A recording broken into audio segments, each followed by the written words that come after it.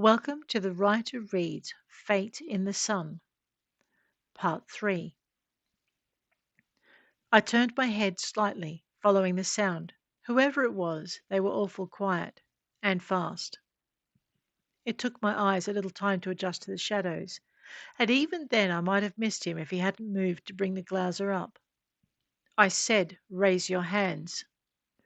A perverse part of me wanted to argue that he'd only asked me why I didn't, but it didn't seem wise to provoke him, so I raised both hands. Now, why don't you ask your friend to step out into the clear? I swallowed, looked across at Geordie. Come on, I said. Glouser will punch right through that. Geordie stood up, glaring at me but lifting his hands over his head.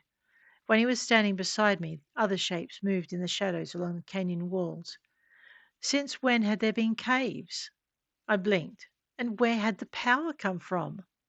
For all the caves I could see glowed with the promise of light further in. Don't move. The order came from a figure garbed in acacia green, broken by earth-red patches and grass-yellow streaks. The voice was female, but the head and face were covered by the suit. I looked at her, looked just beyond, and raised an eyebrow. I wasn't even going to twitch. They took my gear in quick, efficient movements and then ran a scanner over my clothing, removing the extra bits and pieces I'd found came in handy in the caverns. And what do you need all this for, hey? Rescuing people like him from their fear of the dark? She stilled, then stepped back. We got another one, she said, speaking into the mic clipped at her collarbone. Looks like the interdimensionals were on a hunt after all. These two? Shepherd and Seeker. Shepherd? That was not a term I'd heard used. Amongst my own people, I was called a guide. I waited, my arms weighing like lead. Beside me, Geordie shivered. Looked like the effects of the adrenaline were wearing off us both. Look, I began, but her comm unit crackled. Bring him in. Move. The soldier laid a hand on my arm and pulled me toward the nearest cave. As we drew closer, I could see it was some kind of doorway. We were 3 meters away when Geordie grabbed my other arm. Miranda, he said, and I could feel the fear in his voice. Hey, I said, coming to a stop and bracing against the pull of her hand. Hey! Weapons came up around me, but the soldier turned. Her masked face moved as though looking from me to Geordie, and she nodded. Knock him out. Before I could protest, one of the soldiers closest to the Seeker had hit him over the head with the stock of his rifle. He'd then slung the rifle and picked up Geordie's limp form and slung it over his shoulders. It wasn't exactly what I'd had in mind, but it was effective. Come on, the female soldier said, and turned away. I followed. Her solution to Geordie's fear had been brutal, swift, and efficient. I didn't want to find out what her solution to resistance might be. I had been right. There were doorways in the cliffs, not caves, and the corridors beyond were lit. What I hadn't expected were the bright open spaces to which those corridors led. Stepping into the first, I looked around. It was a broad open bowl surrounded by red and purple cliffs and interspersed with pillars of the same rock. At the base of every rock stood a small stone house, the same colour, and in the centre of the valley stood a cluster of administrative buildings. I looked up.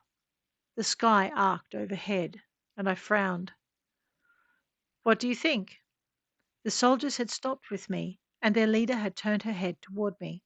Just when I was thinking I would feel a lot better about things if I could see her face, she removed her mask. Layla! We'd worked together until she'd fallen for one of the Seekers and taken up residence in the town. I was coming to warn you. I felt my face fall, remembering the deserted township, thinking of how many lives we'd lost, delivered like sacrifices to a place that should have been safe. I'm sorry. We didn't know. She smiled, reaching out to place a hand on my shoulder. Well, that much was obvious.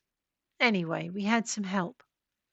But why didn't you recognize me out there? Why? The charade? The voice was still new, and I turned to watch as the man with the glouser stepped into the open behind us. Yes. Because the interdimensionals are growing more cunning every day. Last shepherd that looked like a friend really wasn't. Fortunately, bringing him back through the canyon stuffed up the equipment he was using for camouflage, and we saw what he was before we opened the doors. They can do that? Yeah, Layla said. They can. She gestured back at the man with the glouser. This is Peachy. He's our liaison. I looked back at Peachy. Liaison? Come on, Miranda. You knew we weren't alone in the universe, right? Yeah, but I thought we'd been forgotten. Well, we haven't been. The planet's still under restrictions, but we're reconnected. How long? 3 or 4 months. You didn't mention it last time around. We were told not to. I looked back at Peachy, the question stuck on my face. Let's discuss this inside, hey? He gestured to Geordie's limp form. He's not exactly light. Right. Layla led, and I followed, tracking after her with Peachy at my back. It wasn't something I was exactly comfortable about, but it would do. I wondered where he was from. Who would bother coming, let alone staying, when they knew what dangers threatened the world? They're everywhere, Peachy explained when he'd settled Geordie into a bunk in one of the smaller houses. And as you've noticed, they're getting better at finding their way around, more precise with their rifts. It's almost like they can sense where we are. I glanced nervously around the cabin, and he smiled. Not here, he said. It's the stone, which is why we're here. We being? I wanted to know. Chasm, he replied, and continued when he caught the puzzlement on my face. Corporation Halcyon Armed Space Mining, CHASM, for short, Chasm. Mining. Well, that explained a lot. And what do you want here? Peachy gave me an impatient stare and then looked askance of Layla. You haven't explained, she said, and we've literally been living under rocks for years. He sighed and started speaking as though he'd told the story all too many times before. As I've said, the interdimensionals are getting better at making incursions into this dimension. So good, in fact, that they're now able to get onto starships and space stations. I'd heard of those. When the colony had moved itself underground, they'd taken their tech with them. It was the only reason we hadn't gone back into the Stone Age, the only way we'd been able to make the caves habitable and build a civilization beneath the ground. 10 years ago, and even I knew we'd been slowly slipping. With no contact with the outside universe, how could it have been otherwise? And then I remembered. Halcyon had been one of our sponsors. So, you wanted to make good on your investment, I said, ignoring his story. Peachy stopped, his mouth open as though he'd been about to continue. He closed it, glanced at Layla, swallowed, and looked at me. The stones shield you from incursions. Even in the largest caves, I confirmed. We know of nothing else that can. This, and here he paused to make a gesture that included the cabin and the valley and the tunnels beyond. This is our research station. We've patented the mineral formula and will be bringing in scientists and equipment to develop a way of synthesizing it and or bonding it to metal. We need to know what it does exactly and exactly how it does it. He stopped, watching my face. And then you're going to market it, I said. I had lived my whole life with people developing products in the hope of one day re-establishing contact with the universe outside. I knew about product patenting and marketing. And you'll need to contact and expand the colonies, I added, make mining and processing a priority, and so forth. Peachy looked from me to Layla and back again. Miranda always was a quick study, she said, so you'd better tell her the rest. The rest? I take it there's a catch, I said. There always was. It depends on how you look at it, Peachy began, and I glanced at Layla. Her shrug was not reassuring.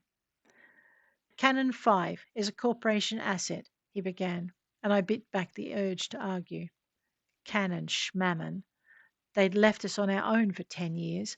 They'd ignored our hails and they hadn't cared whether we lived or died until they'd discovered we had this protective layer of rock and they needed it. Well, well, well. Peachy seemed to be waiting for an outburst or a tirade, but I hadn't been made a guide because I ran my mouth. I waited for him to continue. Finally, with a sigh, he did. And the colony was seeded with our funding. Again he waited, and again so did I. Again he continued. So I believe we have a lot to offer each other. And again he paused. This time it was more difficult for me to keep my mouth shut. He believed we had a lot to offer each other? Yeah, right. More like he was here because Halcyon, chasm my ass, Halcyon believed it could make a tidy profit. Come to think of it, if the interdimensionals were the threat this guy was claiming, the profits would be enormous.